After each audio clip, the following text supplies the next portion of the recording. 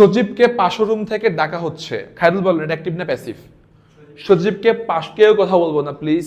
সজীবকে পাশের রুম থেকে ডাকা হচ্ছে, এটা অ্যাক্টিভ না প্যাসিভ? অ্যাক্টিভ। কেমনে অ্যাক্টিভ? সাবজেক্ট আছে।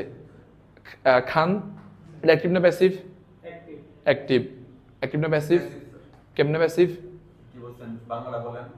সজীবকে পাশের রুম থেকে ডাকা হয়, এখানে কে তার প্রশ্ন করলে উত্তর আসবে না। স্যার এটা প্যাসিভ, কারণ এটা তো কে রাখছে এটা লেখা নেই। আরেকজনের হাততালি দেন, একটা হাততালি আতিকের জন্য। Very nice.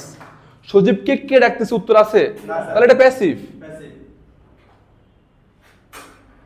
আমার কথা সোজা, যেটা যা বলছি তাই। কে দিয়ে প্রশ্নগুলো যদি উত্তর চলে আসে তাহলে অ্যাক্টিভ, আর কে দিয়ে যদি প্রশ্নগুলো উত্তর না আসে তাহলে কি? প্যাসিভ। মনে আছে অবজেক্ট কিভাবে বের করতে হয়? কি বা কাকে, কি বা কাকে দ্বারা প্রশ্নগুলো উত্তর যা আসবে তাই কি? অবজেক্ট। তাহলে সজীবকে ডাকা হচ্ছে, কাকে ডাকা হচ্ছে?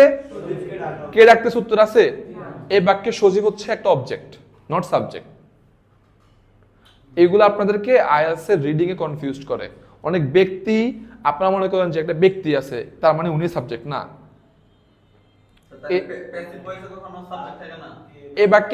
এ বাক্যে সজীব কি? অবজেক্ট। এ বাক্যে সজীব কি? অবজেক্ট। তাহলে দুই তিনটা কথা এখন আমরা ক্লিয়ার হই। মনোযোগ ক্লাসে রাখেন, আমার কথা বুঝেন, ক্লিয়ার হয়ে যাবে।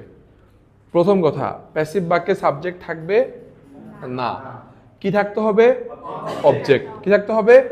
অবজেক্ট। এবার প্যাসিভ হইতে হলে কি থাকতে হবে? অবজেক্ট থাকতে হবে। সাবজেক্ট থাকতে পারবে না, অবজেক্ট থাকতে হবে। সাবজেক্ট থাকতে পারবে না, কি থাকতে হবে? অবজেক্ট থাকতে হবে। বুঝছি? একটু ক্লিয়ার?